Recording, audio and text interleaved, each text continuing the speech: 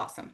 Okay, so I'm Sean Armbrust, the Executive Director of the Mid-Atlantic Innocence Project, and I'm here tonight to have a conversation with Eric Simmons, who spent 25 years in prison for a Baltimore City murder he did not commit, along with his brother, J.R. McPherson.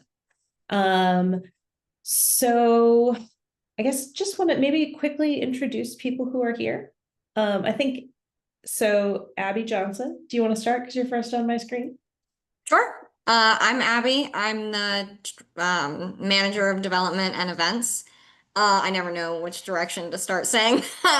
And I started in February, so I'm relatively new.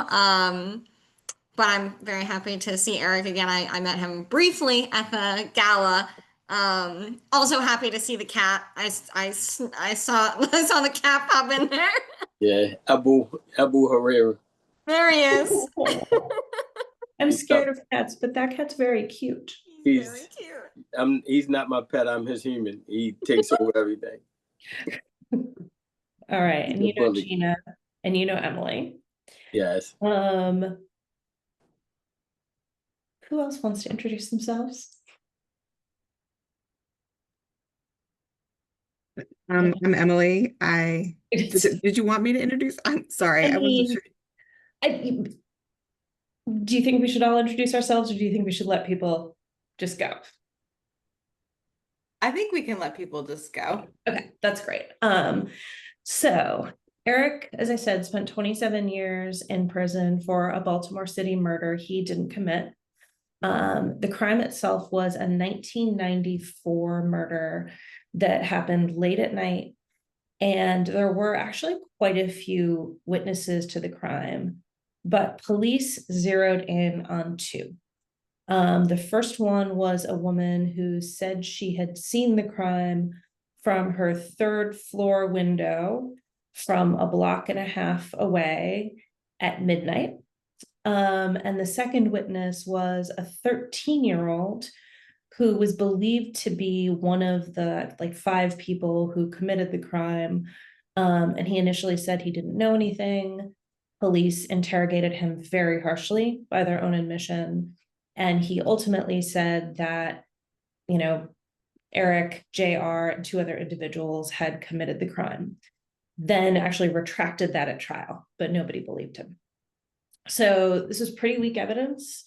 And the evidence was actually even weaker than anybody knew, because the government also had witnesses they hadn't told the defense about.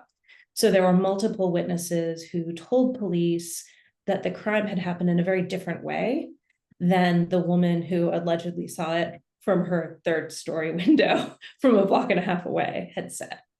But that remained hidden for the next 25 years. Eric and JR both always maintained their innocence. They fought to overturn their convictions, but nothing worked. And at some point, they each wrote to the Mid-Atlantic Innocence Project, but they also contacted the Conviction Integrity Unit at the Baltimore City State's Attorney's Office. And the Conviction Integrity Unit took an interest in the case when they saw the police file and the things that had been withheld. So they kind of said to us, hey, this is when you should prioritize. We did. With them, we jointly moved to vacate Eric and JR's convictions, and they were both released on May 3rd, 2019. And that exoneration days are always kind of bittersweet days, to understate things a little bit. But Eric and JR's really stands out to me. I think, a lot of people who are coming out are really focused on being excited. And they're kind of you can just tell, they're sort of carried by the tide of the excitement of the day. And this day was kind of a roller coaster. Eric was alluding to this a couple of minutes ago, but it looked like the judge, even though we weren't arguing with the state, it looked like for a few minutes like the judge wasn't going to grant the motion. He did. And Eric and JR came out of prison a few hours later. And the way you come out in Baltimore is you walk out this door and they were mobbed by reporters. So just throngs of people, reporters, cameras, the state's attorney, and it is totally overwhelming for me every time. And I've done this a lot of times, and I'm not the one who's been in prison. And then you get walked up the block, and right away there's a press conference with the state's attorney. And so imagine you've been in prison for 25 years. That's what you're released into. And again, I think a lot of people have almost more of like an excitement / deer in headlights look. But I feel like one of the things that really struck me about you, Eric, is like you knew it was going to be really hard. And like you could tell that you knew. And I kind of remember watching you that day and just going, okay, like he knows how tough this is going to be. And kind of wanted to just start out, you went in at 24, you came out when you were almost 50. Yeah, like 49. Yeah. Yeah. Well, I turned 50 that year. Yeah. And what was it that got you through those first few days, weeks, months? Like, how did you just manage with the day-to-day? I think, like you said, like I had already, like in my head and in my being, I'm like, the world would be so much different. People would be so much different. I'm so much different. So I just knew that in my head at the possibility at any release, getting out of jail in any kind of way, I knew this. So to be exonerated just made it that much more heightened for me, because I knew people who had been on parole and gave time back. Well, let me backtrack. First, I was in a place that I often describe as the place where I met the greatest criminal masterminds in the state of Maryland. Right. So, and when they closed down 954 4th Street, and all of us went to the annex in Jessup, in 1997, they said this prison was the third worst prison in the United States outside of Sing Sing and Pelican Bay. That was the worst prison ever. So going through all that, I had already told myself years before, if I ever got out, I just wanted to acknowledge to myself, because a lot of people in there, they feel like when I get out, I'm gonna be okay. They do. They really. We are in there the misconception that I'm growing, I'm maturing, I know the world, I'm grown. I'm 50 years old. What can anybody teach me, tell me, can I learn? I'm gonna just get back on the horse the same way I did before I got locked in. The horse is a lot different. It's not the same type of horse that it was in 1994. So by me seeing people go home and come back, people go home and commit more crimes. People go home and don't have support. People go home and using drugs. People go home and get killed in the street. I knew off the top that any type of release would be like really, really hard. And that's how I really prepared myself and acknowledged within my being that it's going to be kind of different for me. No matter how you get out. So that first couple weeks to a month, to getting the answer to your question, for real, Sean, it was hell. It was pure hell. It was worse than I even thought about. Because something as simple as, I did an interview with Channel 2 one time, and I heard the speaker go off in the market. I was home like a week or something. And that speaker went off. They was calling something over the speaker. And I just turned to my wife and I just grabbed and I said, I got to get out of here. She said, what's wrong? I said, it sounded like somebody being called for a visit or a pass in prison. Like, people think you get out, but like the least little thing, like a speaker, could remind you 25 years in prison. So it was not easy, because people think when you get out, that's the ultimate thing. Oh, you out, you should be okay. I couldn't sleep, because in there, you never hear silence. Listen to what I'm telling you. For 25 years, I never heard silence. 2 o'clock in the morning, 2 o'clock in the afternoon, I never heard silence. You always hear noise. You don't care if it's God's calling somebody being shaken down, somebody being stabbed, somebody yelling out the door trying to go to work, whatever the case may be, you always hear silence. So the greatest hurdle to get over, along with the other things, I couldn't cross the street, getting on the escalator. Maria used to have to always like hold me real tight because I'm like, I can't even remember being on the escalator. And then, so many things were just so advanced when we came home. So just the simple fact that I couldn't sleep because quietness disturbed me so much. There's so much silence. So I actually was on 7 different medications. People don't even know. I really never thought about it in 7 years, almost 7 years coming up. I was on 7 different medications for antidepressant and sleep medication. I'm on 2 now. I'm on 1, Yeah. so, and I didn't do 25 years, so. Yeah, so it was like pure health, just everything. Simply crossing the street, the frustration of going to try to get an ID. They won't give you an ID unless you got a social security card. They won't give you a social security card unless you got an ID. It's like, what do y'all want out of me? You know what I mean? Picking a doctor was like brain surgery. And then what people don't understand, for guys like us, growing up the way we grew up, we was never exposed to these things anyway. Like healthcare, stuff. It wasn't like that in our household. So then you 22, 23, 24, and then you come out when you're 50. That time when you would have had a learning experience to learn those things, like picking a doctor, picking a dentist, knowing you got to go get your teeth cleaned every 6 months or something like that. I go like clockwork now. I know what to do. You know what I mean? But that's the stuff that I didn't get to learn, and that was so hard because some of that stuff is like a learning curve. You just learn it as you go. You learn that as you grow, you get older. When you get out of teenagehood and the young adulthood to adulthood, this is stuff that people naturally learn. And I just remember it was something so simple one day, and I just broke down crying. And I never tried to cry in front of her ever. But I felt like I could, because in there even when my mother died in there, I didn't get to cry. I didn't even get to cry in there. I never got to cry in there. So I just broke down and cried. And she said, "What's wrong?" I said, "I don't know why I don't know." And she said, "Because you didn't have a chance to learn it."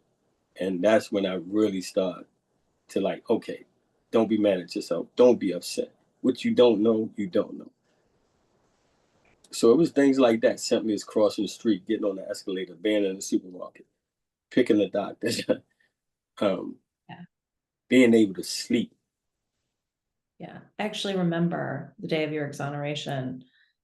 We knew that JR liked snickerdoodles. Yeah. Emily had gotten snickerdoodles for JR, and my daughter and a friend had baked snickerdoodles for JR. Went with JR to cross the street to my car, and he almost got hit because he didn't know how to do it. But he wanted those snickerdoodles. But he wanted the snickerdoodles, exactly. But I've been doing this for a long time, but sort of every exoneration, there's like something new that you see that you realize, where that sort of helps you realize like the enormity of how much you guys lose. And that was it for me that day. So like the crossing the street one is big. Yeah. And then everybody had their own, what we call idiosyncrasies. Like me, I couldn't sleep. Mm-hmm. I had a lot of fast. To this day, I still like, if you was to look at my TV, all my programs I DVR is prison. I like Love After Lockdown. I like all documentaries about how penitentiaries were built. I've been for 7 years, and I literally don't watch anything else. Like, I like 60 Days In. That's the only thing I record. And that's because like this other stuff I don't relate to. So at least when I'm watching that type of stuff, I know what's going to happen. So I'm excited because I know what's going to happen. I can relate to that. No surprises. Yeah, me and my wife watch TV in 2 different rooms because she like the Turner Classic Movie Channel, and I like prison. You go to YouTube, I want to see everybody who got a podcast about prison. I know what they doing. Like JR, he got fear of the unknown. He got a lot of anxiety. He could be around the corner from somewhere, and if he can't find it, he gonna turn around and go home. Like Chestnut. Chestnut couldn't eat off steel forks and spoons out of here because he ate off plastic forks and spoons so long in there that when he ate off plastic forks and still out here, it made his mouth taste nasty. He could not go to a restaurant and not have plastic spoons and forks in his pocket. So if you talk to different exonerees, you definitely gonna hear different stories, but they all interchangeable based on their experience. And so that's like what it was like when you got out, and probably still some of what it's like today. But you've also since then, like I've seen you testify in front of legislators. I have seen you like lobby for bills. You are on our board of directors. You don't know this, but like everybody we talk to in a prison is like, oh, Mosie's help. You know, I've like talked to Mosie. You're helping guys who are in, you're helping guys who are out. And you do. I'll pick them all up. So like, how did you get from that place where you couldn't cross the street to a place where you can, you know, testify in front of a legislator and serve on a board and help assist other people who are coming home? Oh, good question. And we can take it in little steps if you want. Yeah, good question. Well, let me start off by telling you, I had an experience when I came home that made me knew that I had to start moving forward, right? And I think I might have told you and Emily, but I really don't talk about it a lot. So when I was in prison, me and my brother, and actually Michael Williams, he is in one of the transitional houses now. He just did 32 years, came home from Boston, and I go get him every weekend and we hang out. And I like taking him around and showing him like, bro, this is what you gotta do. This is what's gonna happen. Don't worry about it. It's cool. So it was us three and it was like 15 other guys. And we were actually into a confrontation with them. And we didn't know what was going to happen. It was 3 against 15. And that day we was in the corner, they was in the corner. And we said, listen, man, however it's going to be, we going out like we going out. Because, you can't go out like what we call going out like a sucker. I'm not checking on PC. Because if you come off PC in any other prison, you're going to be dog food. That's not even my nature to go out like that. Various other reasons, but fortunately, an older guy, you might have heard him, Charles Stanfield, Cat Eye. Yep. Marlo and Tamir, he got involved. We call him Uncle Cat Eye. Cat Eye got involved and he squashed it. And there was always a lot of tension, but it was some lines drawn and some words given. And when you give somebody like Cat Eye or Marlo and Tamir and them your word, you gotta keep it. So I knew that at least the truth would be upheld. Forward winding, about 4 years ago, a guy that we knew named Troy Miles, really good guy, just got really depressed, was down ECI, using drugs, OD. He had his viewing. I went to his viewing, and I seen a guy that we was beefing with, and he walked up to me and was like, Mosie, glad you home, and hugged me, and man, just smiling. I'm like, he tried to kill me in jail. Like my head, and I'm just coming home, my head was like, he tried to kill me. What's wrong with him? But also my instinct was like, let it go. I come home that night, I go to sleep. I tell Maria about it, I go to sleep. And then I wake up to somebody screaming, saying, no, Mosie, you're going to kill me. What took place was I had went home and dreamed about this guy that we were still beefing in prison. And I woke up and I was choking my wife in her sleep.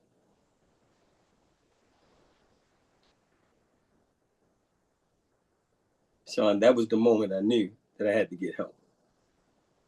That's what really started the journey to, like, now I can go to the market by myself, because I had to go get a psychiatrist and a psychotherapist. And I went through MERD, the memory retraining thing for the post-incarceration. So I went through that for 2 years, about 2.5 years. Wonderful lady up here in the rotunda. I mean, this doctor was just like so integral in helping me, right? So after going through that, that was the start of the process of really healing, getting to this point. And then I just started attacking things from the points that I was afraid of. Because I would be like, Maria, we got to go to the store and pick up such and such. And she was like, you got a car and you got a license, right? I'm like, so what that mean? We gotta go. She said, no, we don't. You can go. You can go there by yourself. Call me if you need me. First couple times I just stayed on FaceTime with her. So when I went, we just stayed on FaceTime. That made it cool. Then I would just go around the corner and pick JR up. Me and him would go somewhere and it would be cool. So we just baby steps.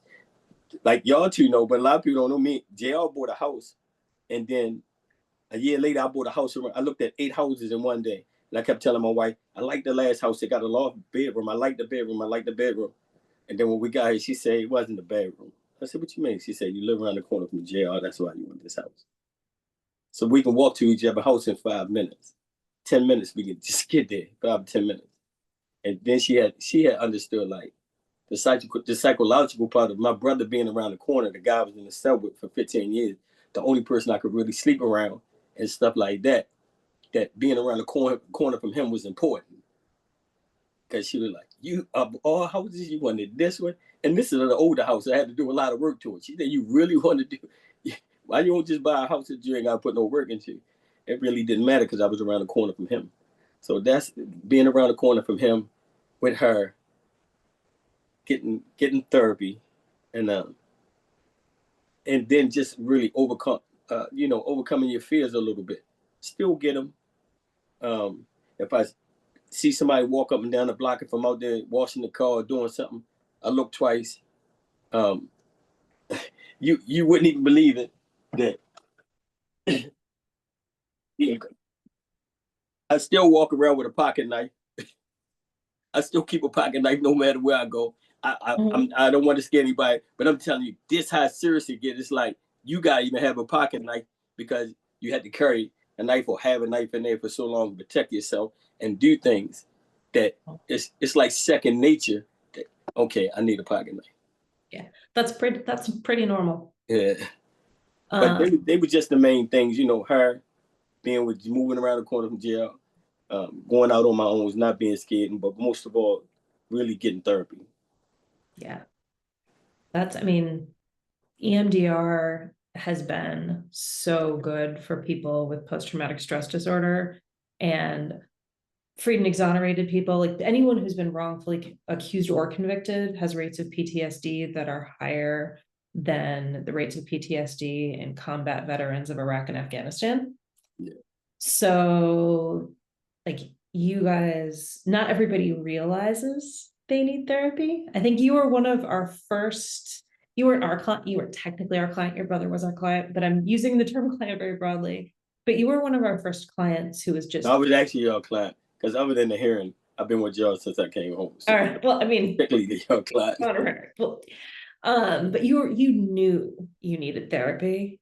And I think it's given you like just such a great perspective.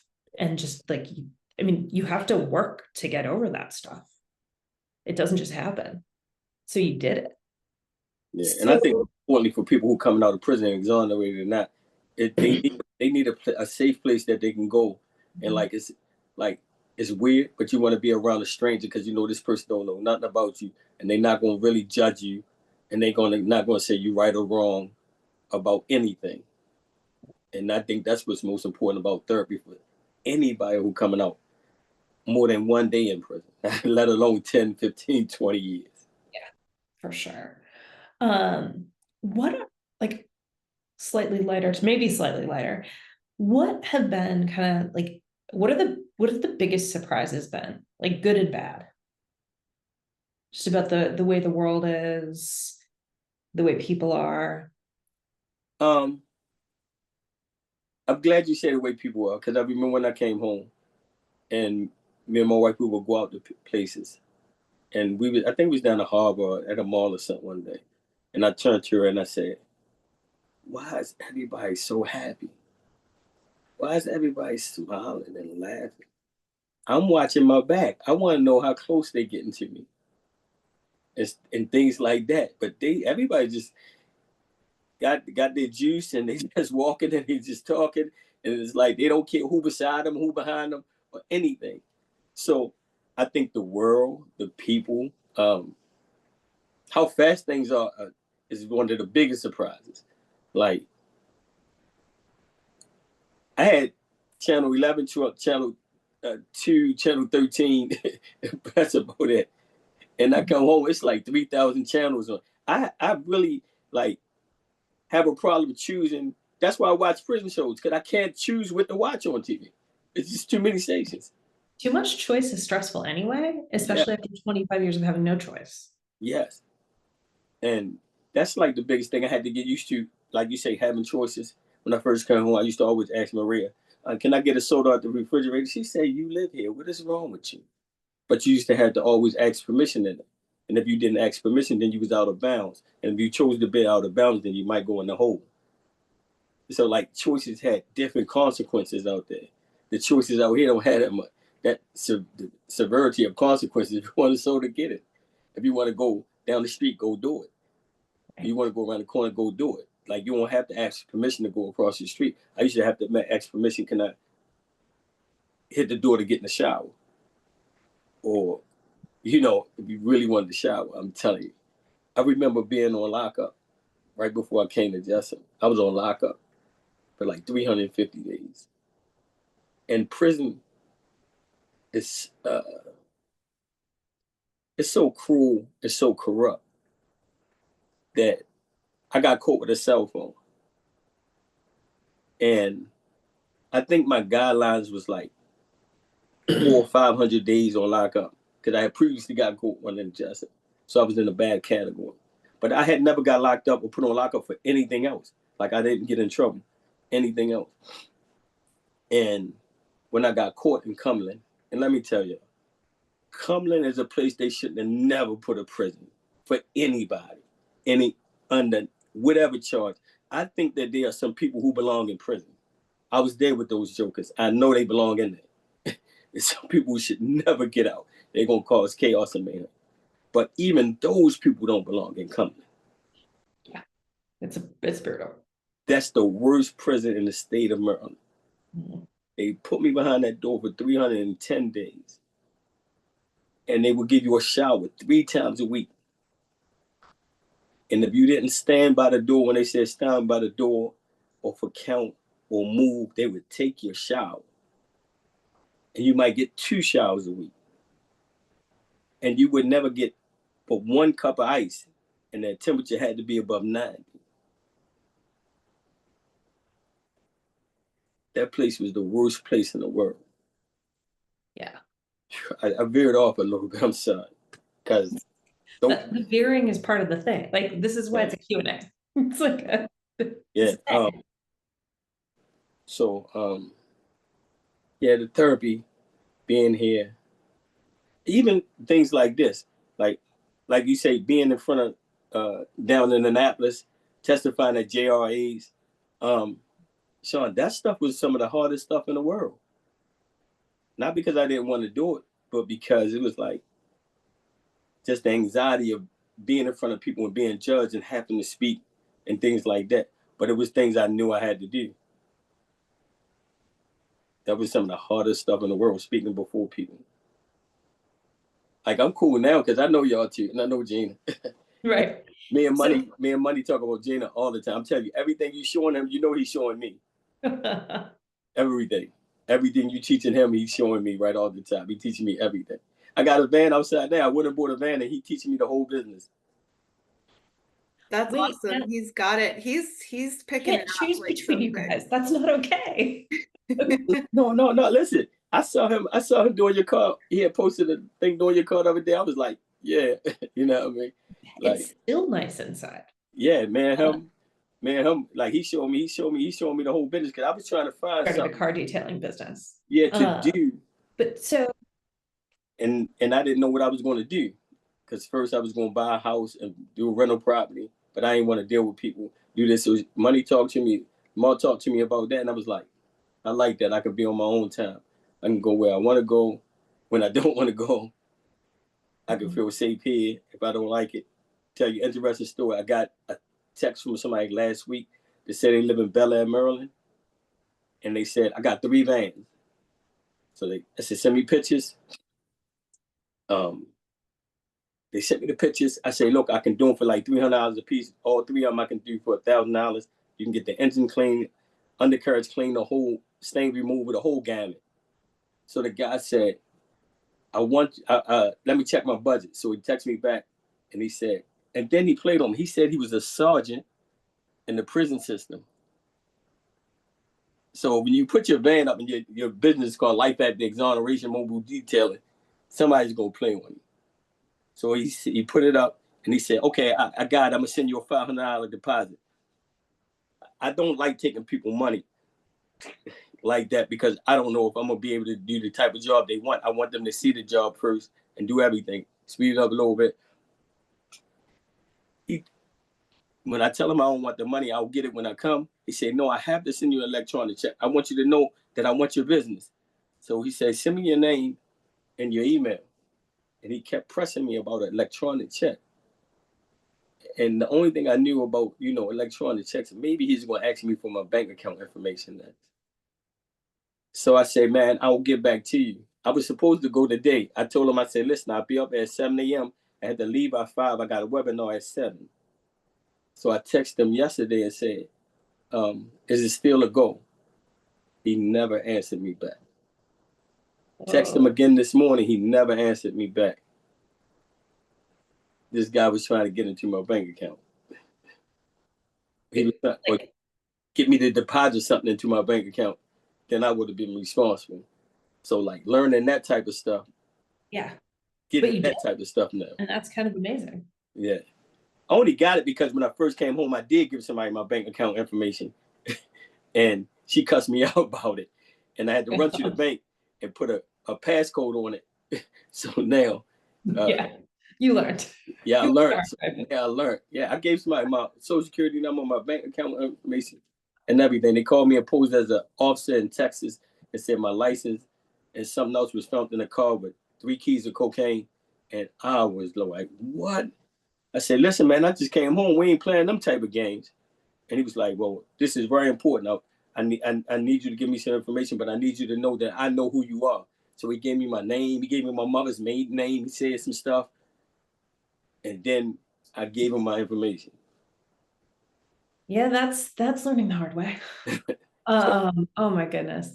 Is there anything you found, like, obviously, again, in prison, you can't do very much. There's not a lot of bandwidth for hobbies or interests. Is there anything you've found since you got out that you love doing, or anything you've found that that moment where you're like, oh wait, I used to like doing this before and it's really fun again? It's crazy because I used to love working out before I got arrested. I love working out when I got arrested. I still love working out now. Yeah. So that probably helps keep you safe. So I put that I love doing. I put like a gym out under my back deck. I got all the equipment. My wife called it the penitentiary yard because she said, you're going out in the yard because that's where I like going. And in there, I started with arts and craft and working with my own hand. I love doing that. You know what I mean? I love working with my own hands. I like fixing.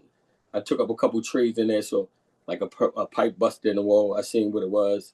It was a leak from the foundation. I called the insurance company. They said it started on the outside of the house. It's not on the inside of the house. So I opened up the wall. Google and YouTube are universities. So we don't know nothing about. We hear about that stuff in there, but they are the best things in the world for a man coming home from prison. Yeah. Who hasn't been to school? I got a 7th grade education. That was it. So I just opened up the wall, fix the cement. As long as it's not more than 2 inches deep, you can put the compound in there, wait for 24 hours, put the ceiling over it, fix it with myself. So I enjoy doing stuff like that. I planted an apple tree in my backyard. I'm waiting for next year. I hope the apples grow. That was always a dream to have, to be able to, I said, if I get home, I want to be able to go in my backyard and pick my own fruit. So I planted me an apple tree. Hopefully next year that's going to grow. And I think most of our songs you said, what helps me the most, or what I like the most, is I just got choices I didn't have. I got the choices that if I don't want to do anything, I don't have to do anything. But I was telling somebody the other day, it's so good having these choices. But if I wanted to be a bum tomorrow, I could be a bum. But it's my choice. I couldn't even be a bum in prison. They make you go get a job and work for $2 a day. Yep. Right? So, I don't want to be a bum, but I'm just saying, even that choice of saying, if I don't want to do anything and I want to live in a cardboard box, that's my choice. No one's making you. Yeah. And I didn't even have that in prison. Like, you don't have that choice. You don't have a choice of who won't be in the cell with you. Fortunately, me and Joe was in the cell together for about 15 years together. Amazing. You know what I mean? You really don't have that much of a choice of what kind of job you're going to get, because you're going to work on sanitation, the kitchen, or in one of those shops. Like, your choices are very limited. So I think the best thing is like being able to do what I want to do, having the choices to do what I want to do.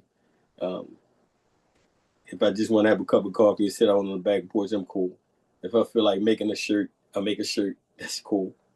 If I feel like somebody called me and say they want their car washed, that's cool. Like, people don't even understand that. They was like, man, you in a like all right situation. Why you want to wash other people's cars? I said, because it's cool for me. It's something I want to do. I'm into cars. I like shiny cars. I like to see clean cars. I like nice cars. That's just what I want to do. They don't understand why I wanted to go into that business. But it works for you. I mean, you honestly, like, I listen to, I'm a middle-aged woman, so I listen to my share of like self-help podcasts. And you seem like you have all of the habits that they tell me I'm supposed to have, right? You have a community, you exercise, you have like artistic expression, you have contact with nature. Like, so how have you actually managed to develop all of those habits so well? Prison. So it's the routine. A routine. Prison. Like, in prison, I'm going to get up, I'm going to pray, I'm going to have a cup of coffee, I'm going to walk to breakfast, I'm going to come back, I'm going to wait for the doors to hit for work. After work, I'm going to go to the yard, I'm going to work out. Something that you got to do in there if you can, because you got to be prepared, right? I'm going to get on the phone. I'm going to put my laundry out on Fridays. Like, I used to wash clothes every Friday. She said, if you wash another clothes, you can't wash on Friday. You can wash any other day of the week, but not on Fridays. That's what I was doing, only washing on Fridays. So, okay. Out here, y'all have a lot. Y'all had a lot to do while I was gone for 25 years. Like me, I stuck to a regimen for 25 years. Right? I haven't even taken a bath in 7 years. I only take showers. Right. My wife was like, you won't get in the bathtub? I'm like, I'm cool. I took a shower. I'm cool. I took it 25 years. I'm really, really cool. You know what I mean? So the regimen in itself probably is what helps me put all those things in line and in order, because it probably was a big regimen. That's one thing you will learn. You will learn patience, and you will learn discipline, and you will learn time management. Outside of self-preservation, being safe, outside of that, those 3 things you will learn in prison. I mean, you don't want to have to go to prison to learn those things, but you've sort of taken what life gave you and have done some really amazing stuff with it. So like, where do you see yourself? Like, what do you think your life looks like in 5 years? What do you want it to look like in 5 years? To be honest with you, I hope I have some land somewhere. I want to build a rancher, and I don't want no neighbors. I like this house. The lady next door, she's 96 years old. Her father built my house in his house. She gave me pictures from the 40s. I've been in everybody speak. They came here, they greeted me. It's cool. Like everybody welcomed me into this neighborhood. Was cool. But I never had a moment of peace in prison. I like neighbors, it's cool. But I really want to go off somewhere where I ain't got no neighbors. I don't want nobody to come outside and wave at me. I don't. I just want some land somewhere where all I can see is woods. And if I want to go see somebody, I do. I want to get away from this show. I hate this city. Even though I'm out in the county, I hate the city. I don't want to be around people. But I hope that I'm just somewhere by myself, at peace, visiting family, and wherever I can help and things like this, somebody coming home. That's the one thing I don't want to get away from. If somebody coming home, somebody need to talk, if somebody need to like having the benefit of my experience being on both sides of the fence now. That's the one thing I don't want to lose. I always want to be doing that. I always want to be involved because that's so important to me. Because I know what it took for me to get to the point where I'm at now.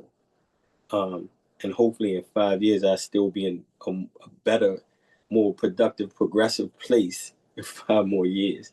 So for my life, I think I will be doing that somewhere by myself on some land that I had to have a riding mower to cut the grass somewhere.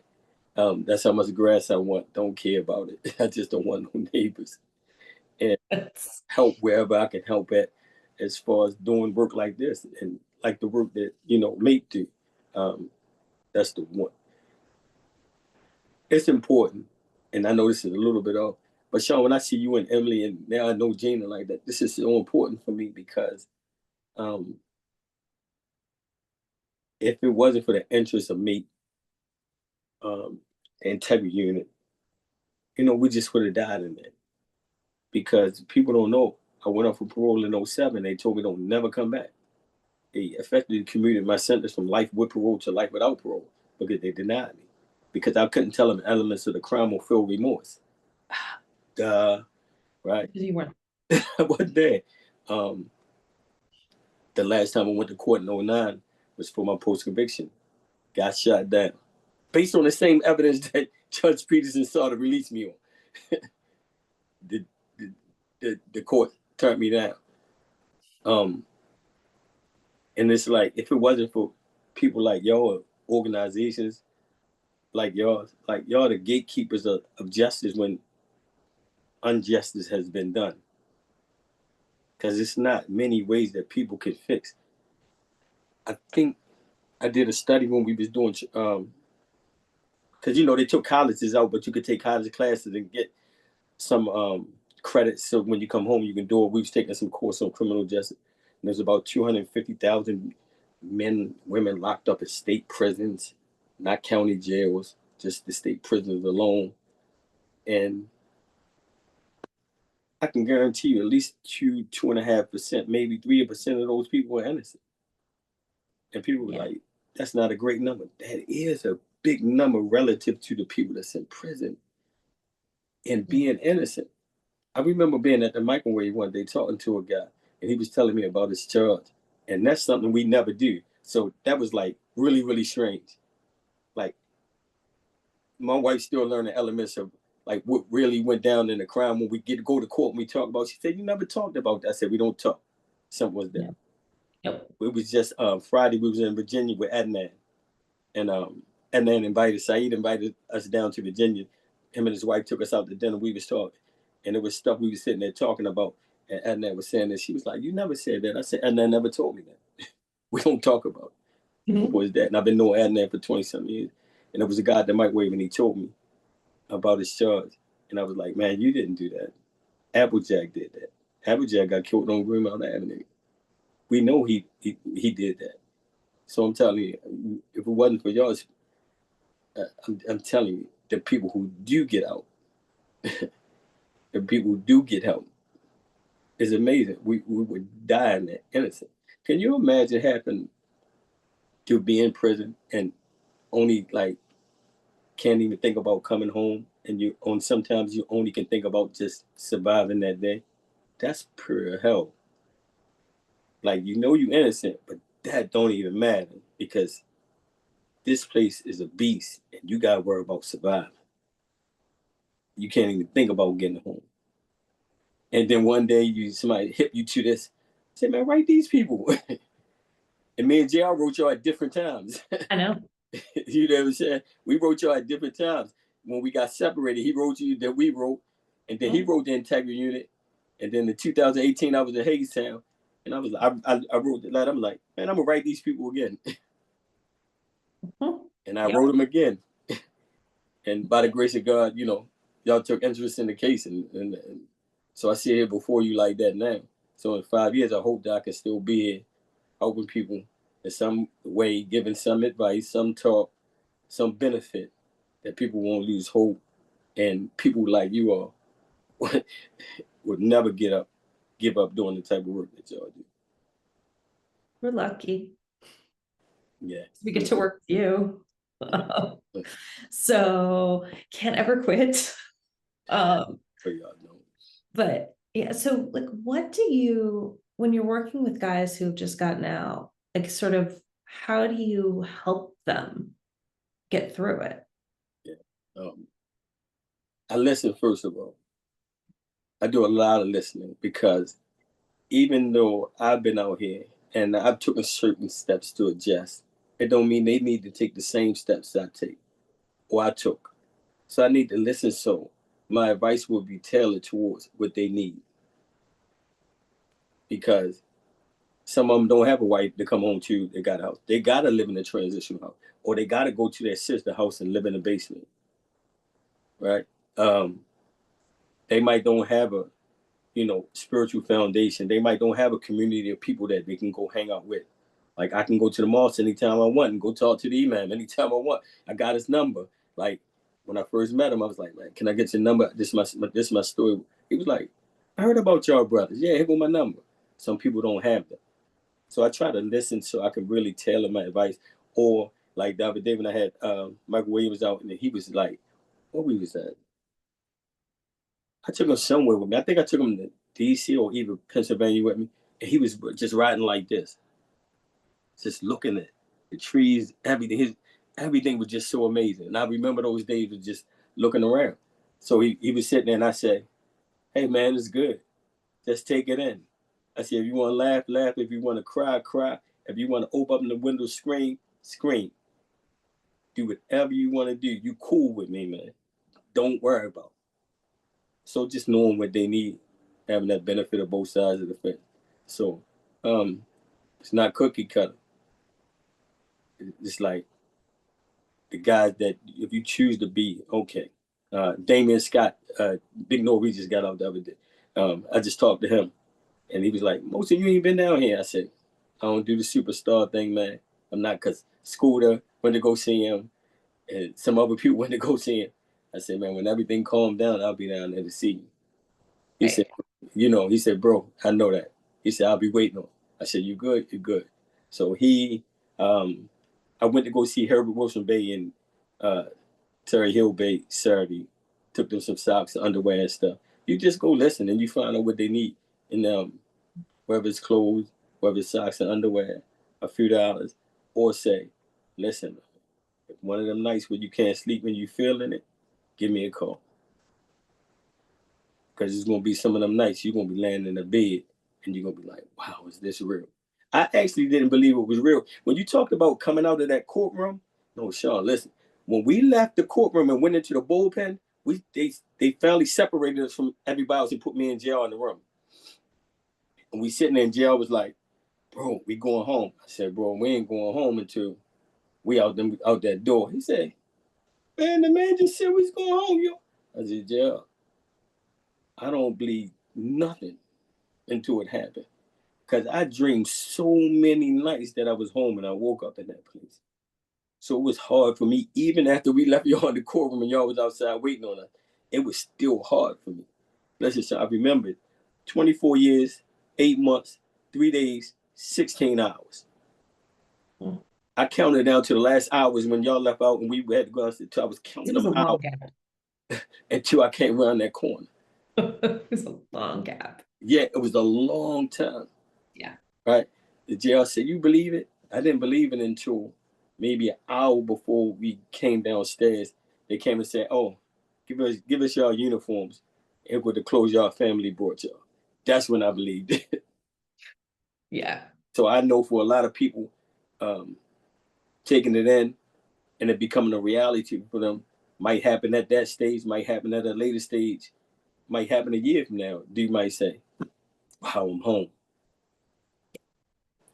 So Yeah. I try to work with the people like that. In total honesty, some people I'm not going to talk to. There's some dudes that got out that, and I ain't saying through the Innocent Project. I'm just saying, period, got out, Yeah. period. That I talk to everybody. I'm probably going to never be around them. I have a mantra that I recite to myself often, and I relate this to the people like Herbert Wilson Bay. I went to go see him the other day. In prison, you'll find people with two kind of people: people with bad characters and people with bad habits. The people who have had bad habits, I might go see them and pick them up, and we might have a bite, some McDonald's French fries together or something. But people who have bad characters, I stay away from them. Yeah, good choice. You know, I stay away from them. So they're the people I try to go talk to and try to help, listen to them, whether what we consider to have bad habits or good habits.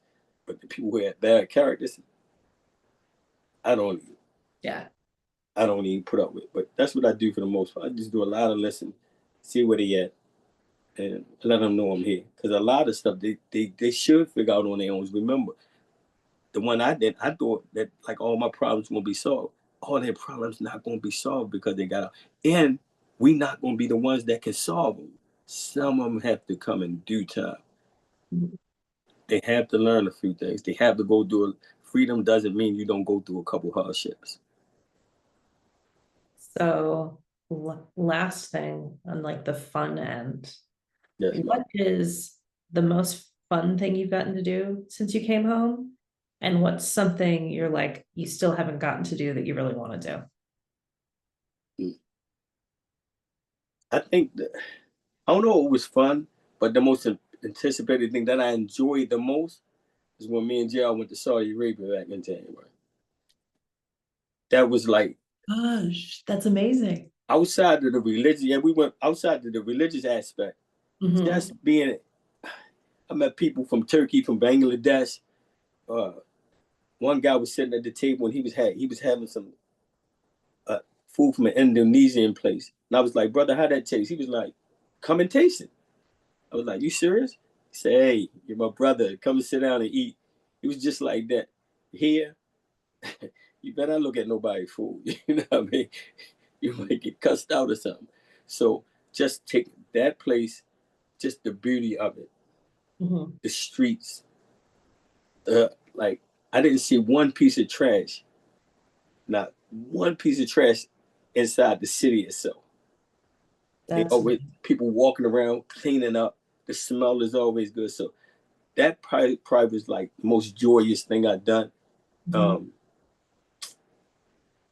Also, when we went to Arizona, that was like my first time on a plane. That was amazing. So before going to Saudi Arabia back then, going to Arizona was like the first fun thing I did. It was so beautiful. The trees, the food was good. The atmosphere was good. Yeah. Everything was good. That was the first time I ever been on a plane, been around people, and then just meeting all exonerees from around the United States when we went to Arizona. That was breathtaking. It was life changing to meet all those guys. I'm talking just being on the elevator. Where you from? Missouri. Where you from? Maryland. And it was just like we was all brothers and all like brothers and sisters in the same, came up the same thing together. That was fun.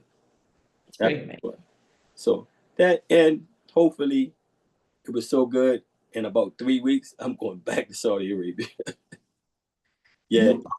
I'm going back in like 3 weeks. I'm gonna spend, God willing, I'm gonna spend like 4 days in Mecca, 4 days in Medina, and then 4 days in Egypt. Spend 4 days in Egypt and go do some sightseeing.